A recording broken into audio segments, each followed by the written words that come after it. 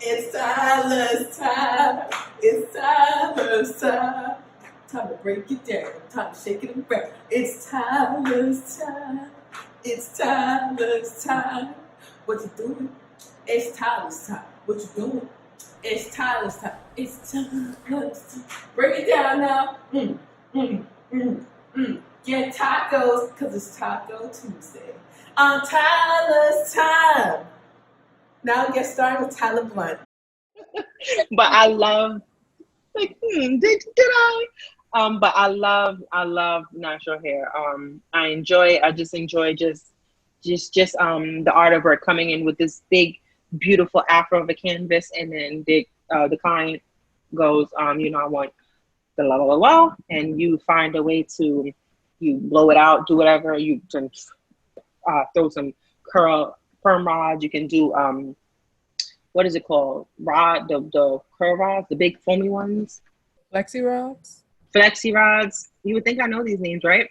You could do a flexi rods, and I love that. You can put heat to it and get it straight. Do the same thing with a curling iron. It's not. I love natural hair because it's not limited to anything. You're not limited to anything if done correctly. You're not limited to anything. I felt that in my heart. Felt that. And so what are some like common natural hair myths that you've heard? Meaning, like when people say, oh, like natural hair can't do this, or like if you put this in your hair, then like your hair is like damaged like forever. Like what are some things? So one of my friends, 4C again, her mom was doing her hair, and her mom was like, yeah, we can't do this. Like, I can't straighten your hair. And it's just like, are you crazy? Or once you relax your hair will never be this, like, yes, to some degree it won't be the same, but it's still like hair, and it will come back to its natural state. Or like when people go, I can't get curls, you have to train your hair. Not that you train your hair, but if if your hair is used to always being blown straight, and when I mean blown straight, I mean like pin straight, bone straight or pin straight or whatever, you can get your hair back to being curly. It's just learning to train your hair again. Like your hair, you have to be kind to your hair. So a lot of myths is just people saying with natural hair you can't do a certain thing. You can do whatever you want with your natural hair. You just have to I guess learn it again, because I feel like when people go through the relaxing stage, they think that, oh, because my hair's straight, I can't. No, you can do anything with it. So I can't think offhand. I can't think offhand of what are some of the known myths that I've heard. I think, who was it? So, the only thing I can think of right now is when someone gets their hair relaxed and they say throw a bottle of beer on it and it'll bring your hair back natural. That's a lie. I've heard that. What?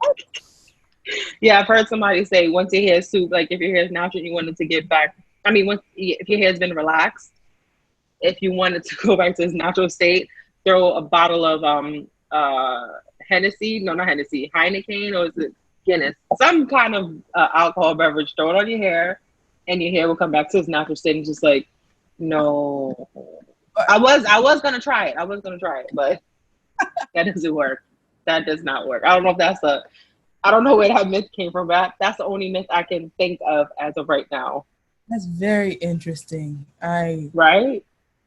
I don't know that. Yeah, I have no words. I don't have any words. Yeah. No, I don't get it. That one, like. No, definitely like, phew. I mean, when I was young, I was like, really? It can happen that way? And then when you get older, you're like, no.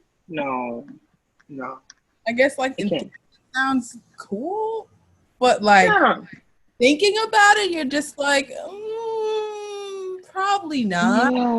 Yeah, I've heard that myth before, but I can't think of any other myth that I've heard that I can like recall off the top of my head right now. Okay. So I know you mentioned like blowing people's hair out.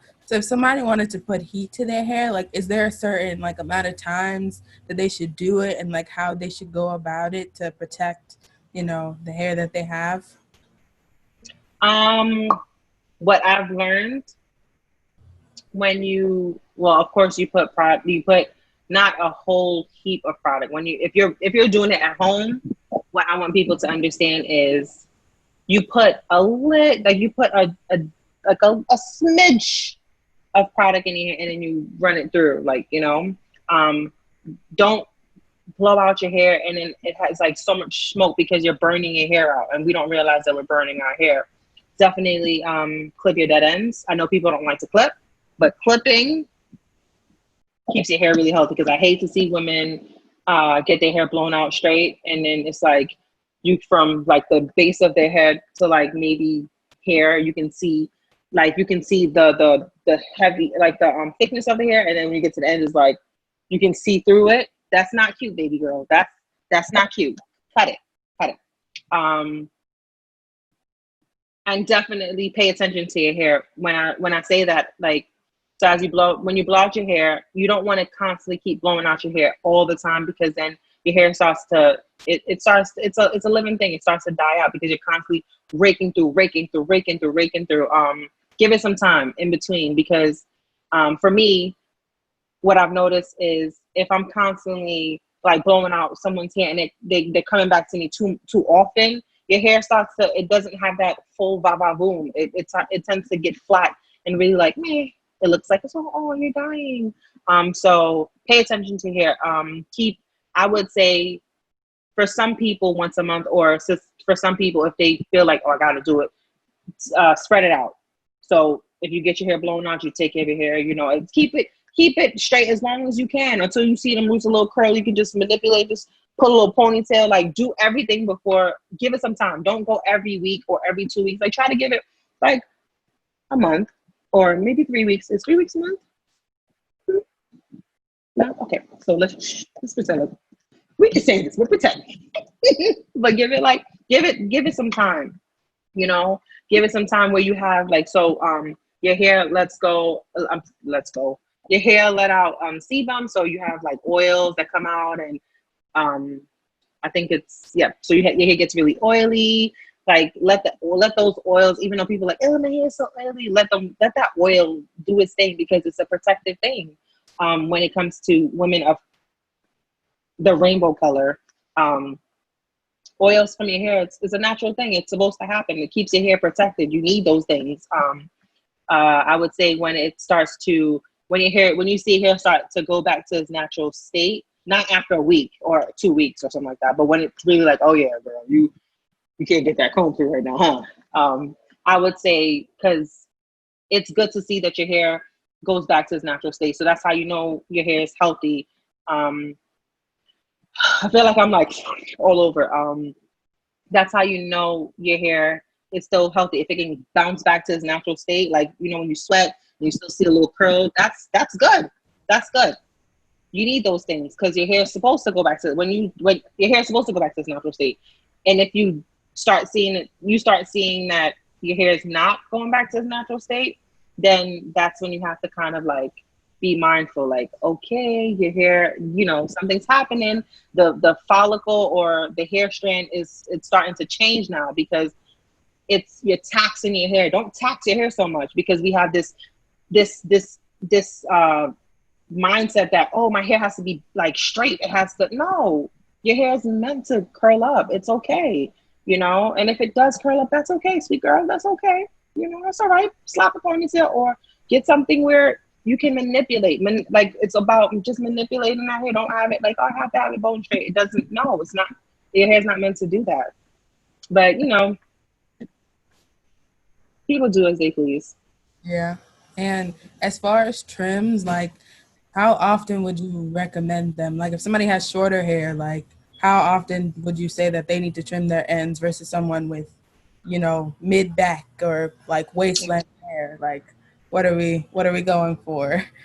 It's still the same. When you go to the stylist and you go, hey, trim my hair, you can, if you ever look at a video, or if you ever look at a girl's hair, you can you can see how much of a hair, because it varies from hair to hair, you know. Somebody can have short hair and hair be super healthy or whatever. So it varies. Your hair, everyone hair grows differently. It responds differently to things. So whoever the stylist is will be able to see the hair. Like, so you'll see like the hair will be healthy, and then you'll see it like the like when you blow it out or when you comb it out, you see that the hair starts to thin. That's where you're supposed to cut off. You can see it. So if you pay attention to your hair long enough, you can see like, okay, yeah, she needs to come off, because it's like I don't know how to explain it. It's like your hair is like super, super, super full, and then it starts to get like frayed. So you can see it. You start to see your hair. You start to see the end start to split up. So it's that one strand of hair, and at the end you just see it kind of like split, cut. You gotta just cut that off, because then that split turns that. Tyler, why are we doing this? So then that one strand of hair starts to split, and then this, like how this little split is, it starts to go up, and that's where you get split ends, or you get like your hair is like it's not really growing, or if it's growing super slow, or it's just a lot of different things. So you got to kind of like cut that off, so that way this doesn't split all the way up, and then you have to in here. Oh gosh, I feel like that was a lot. Oh, that was very informational. I think, were you talking about like a demarcation line, sort of like okay, so it's fine, and then all of a sudden it's like, okay, I see exactly. Yeah. You can basically like the line of demarcation where you can see the change from like healthy to. Yes, you better know them hair terminologies, girl. All right. I'm proud of you. Yes. What is this? Let me flick my hair back, huh? But yes, you can see you can see the difference in the hair. And so, okay, theoretically, right? Let's say I gave you complete creative control over my hair. What would you do to it? Well, there's nothing I wouldn't do to your hair, because your hair is beautiful. Okay, beautiful, not beautiful, beautiful.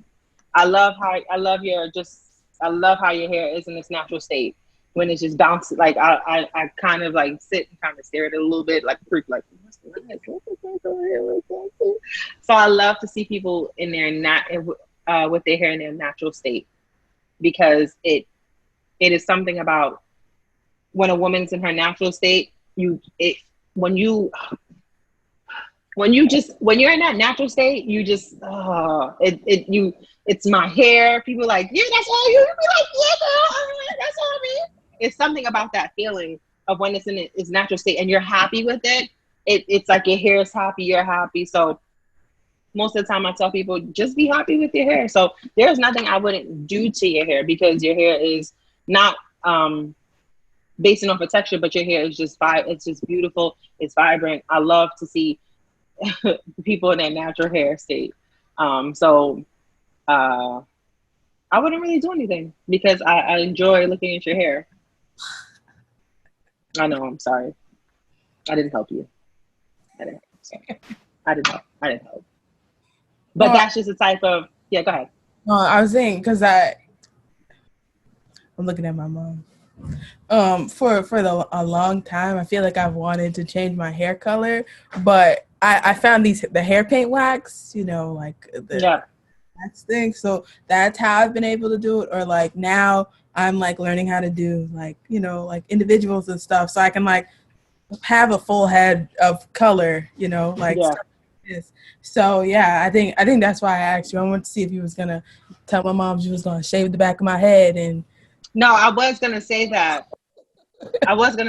Believe it or not, I was gonna say, let's just shave something off, you know what I mean? But I was like, no, I'm not dealing with your mama. She'd be like, Rhodey, I'd be like, sorry, I'm lying. I'm joking. No joking. So I would definitely, I think you would, not that I think, but I feel like maybe a little highlight. So that way when you have the curls, like, give you a nice little highlight, because I like to see highlights too, like just like a little peak of color somewhere. And I think that would be cute, because I shaved the back of my head, so all of this. You had an undercut, right? Yes, all of this You are making me so proud with these terms. Yes. You would think, did you go to, you went to cosmetology school. You did it.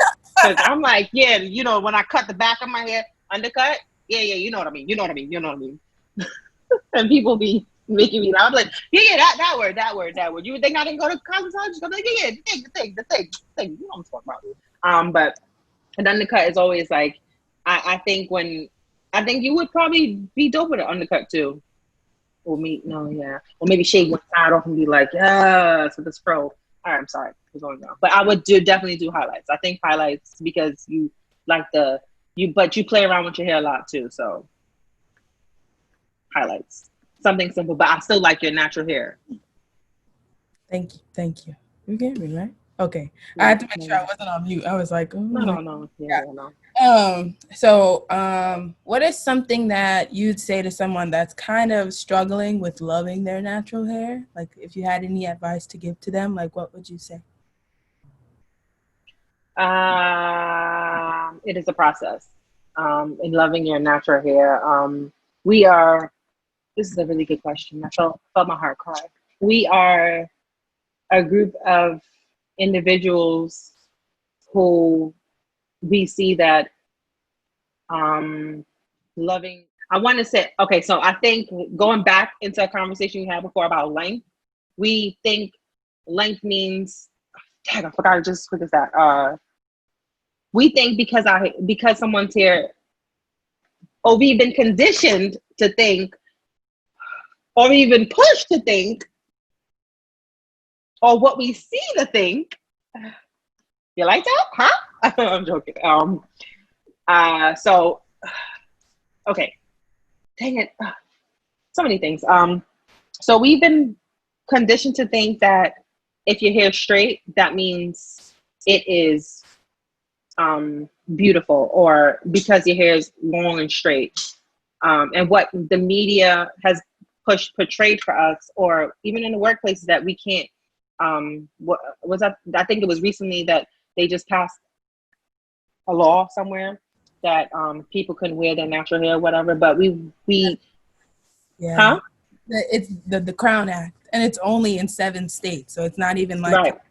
It's only state by state in particular. Right. We've been conditioned to think that our hair in a natural state is not good enough. So because I've always no okay, because we've always been conditioned to think that when we see something that doesn't like look straight or long, and anything short looks nasty. So I think it plays into the conversation we had with length. Anything that's short looks like, I can't. I feel like length had to do with something when we were able to do one of these right here. I think when every girl was able to do that, they knew they had hang time, because you'd be like, hang time, ow. So I think length for us, it was like hang time. That's what I can think of it being, jumping back into that conversation, but jumping back out. So loving your own hair, you first have to desensitize what you see sometimes. Like, yo, that's, and not internalize it, because we're pushed to think you have to have like a weave, not all the time, or you have to have your hair like straightened so bad to the point where it's just damaged, and then you, because you want to keep that little length, you keep that little straggly going on. It's like, since you got a little, it's a little thing right there, don't do that. So I feel like we have to desensitize that, like that idea of what we see out in the world, or what we've been projected to think our hair is supposed to look like. We first have to understand that, and the history within that, like, oh, you got to cover your hair because, or even you think back into, not, and I could be pushing back into slavery times when they used to tie their hair up, because, for whatever reasons, and we didn't really, like, if you look back, half the time our hair is covered up, or it's in like a braided hairstyle, and it's never a down, it's weird. So I think we have to kind of get out of that habit of thinking that because this girl, you need long, luxurious hair in order to be pretty, or you need this texture kind of hair to be pretty. Like, no, even the person who has the most prettiest hair sometimes go through a lot with their hair as well. So if you're trying to love your natural hair, you first have to love what comes out of it. You have to first internalize what, I'm beautiful, what I give. And that's something I had to learn too. I'm beautiful. Whatever comes out of me is beautiful. My hair is beautiful. Because when you go through life, you realize, oh, I wanted this and I wanted that. And then when you get to a certain age, you're like, yo, I just appreciate me. Like I had to learn to appreciate my hair and my hair texture and what hair is to me. So it first comes with self, kind of like almost like self-love to some degree. And then going through that, just finding that spot where it's just like, I enjoy my hair. You have to enjoy your hair because there are people who, God, like not God forbid, but people who don't have hair. And they're like, oh, I just want just a strand, just a little piece of hair. And who, what is it? Not lupus, but alopecia. And they all the hair comes off, and it plays into a lot of what I've been learning within my stress management class. Everything ties in. So weird.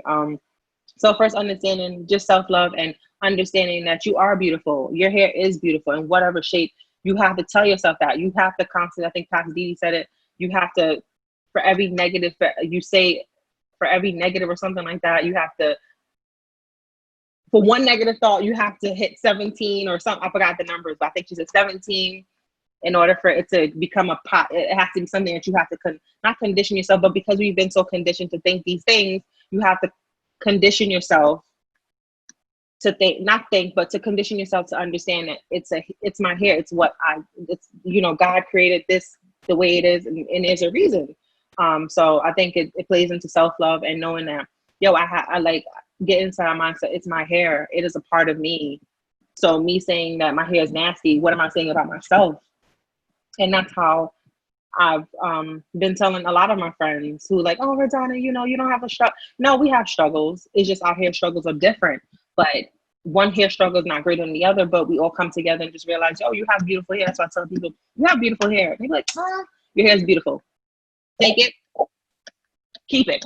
If you don't want to keep it, give it to somebody else. But from queen to queen, understand that your hair is beautiful. You have a beautiful mane. It is something that, it comes we talked about variety, understanding it, learn it again, talk to it, look at it, put a braid down the middle and be like, yes, this braid is working. Even if it ain't getting all the way back there, but put a braid somewhere and sit down with it, because it carries a lot of different trauma we carry. And but it is something beautiful.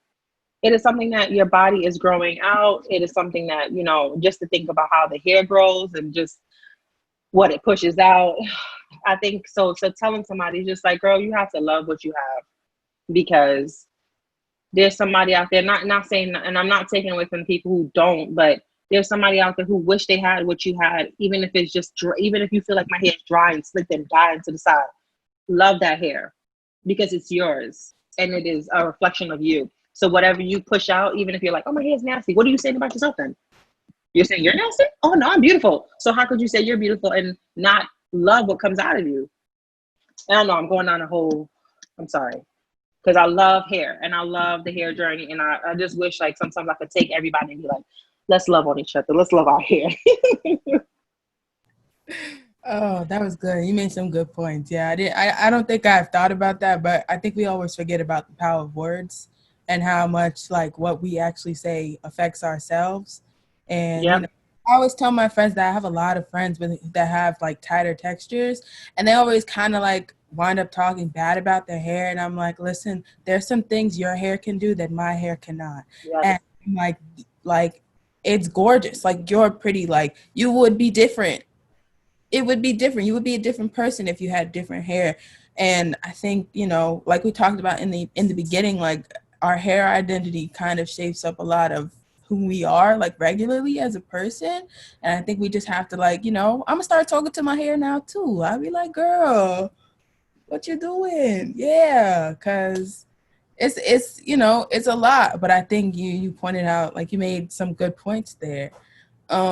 And this is going to be for you. So if you could talk to young Rhodonna, like I know you mentioned like,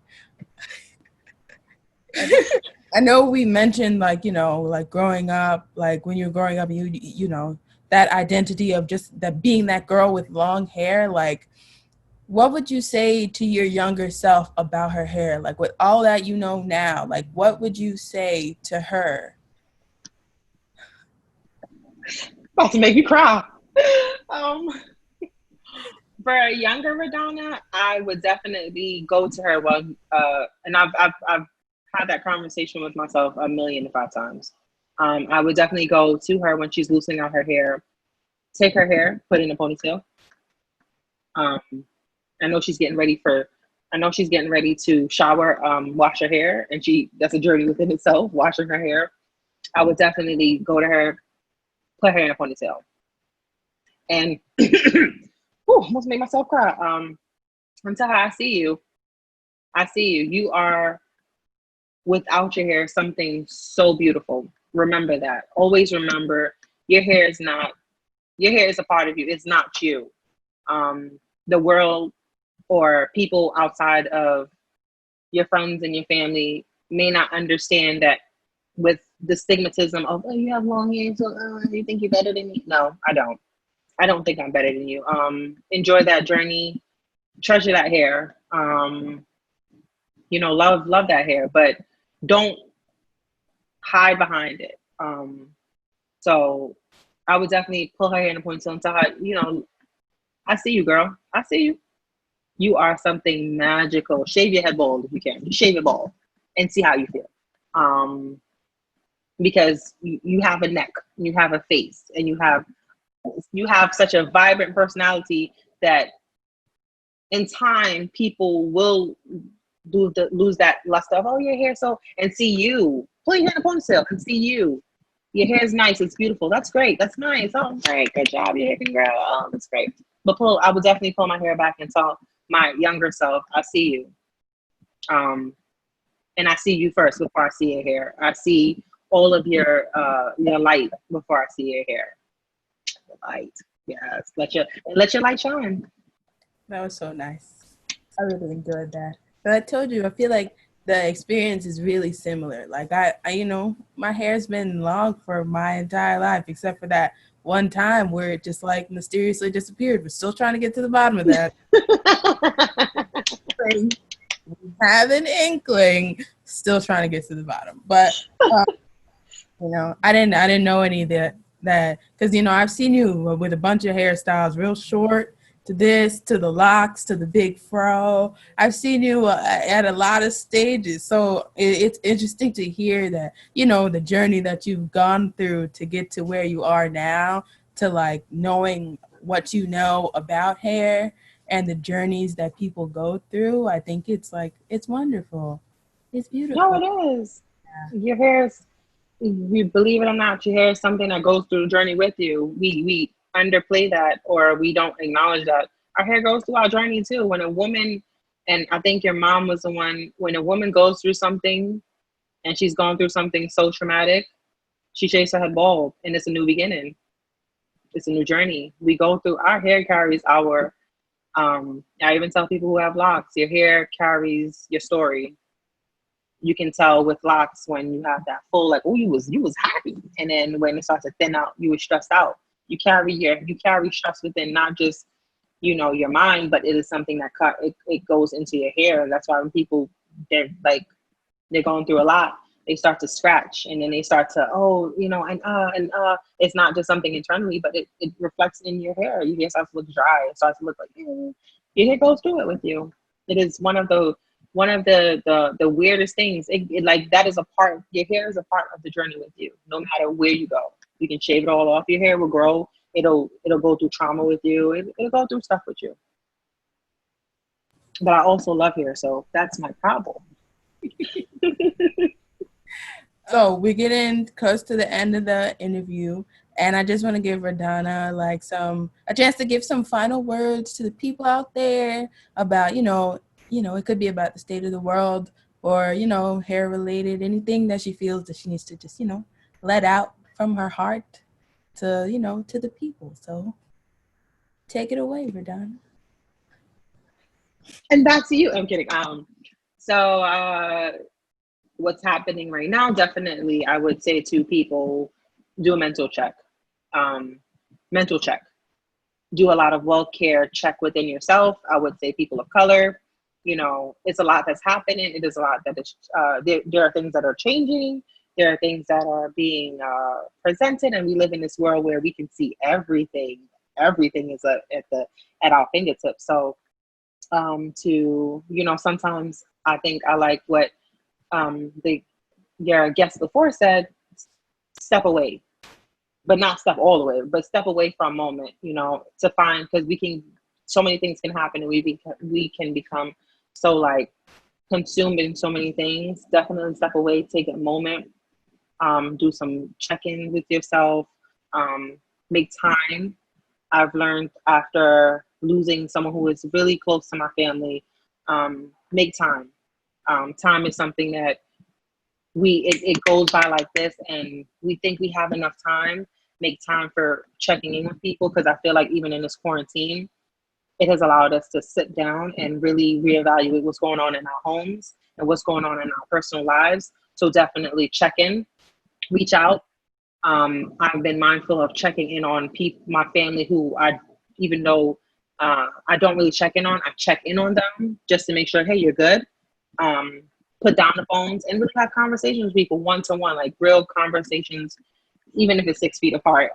But check in with people, because we are in a state of just constant transitioning. So make time.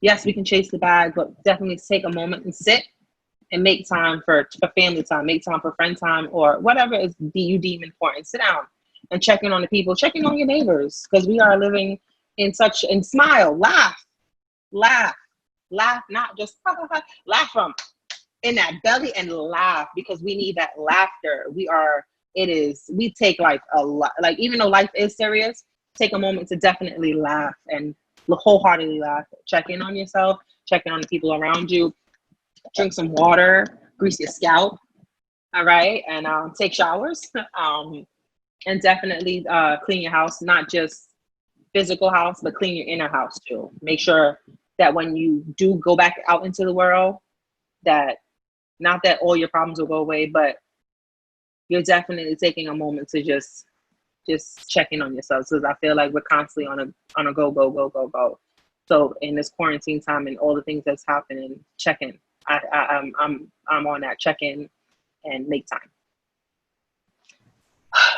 Yay! Thank you. Thank you for having me. I think this is a really dope platform, and to hear different stories. I think this is a really dope platform. I think you're doing such a wonderful job. I love the fact that you're talking to naturalists and talking to men, maybe women too.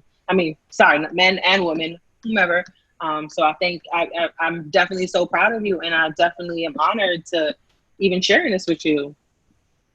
Thank you. So let your light glow, girl. Let your light glow. Well, I love you, and I want to thank you for I love you.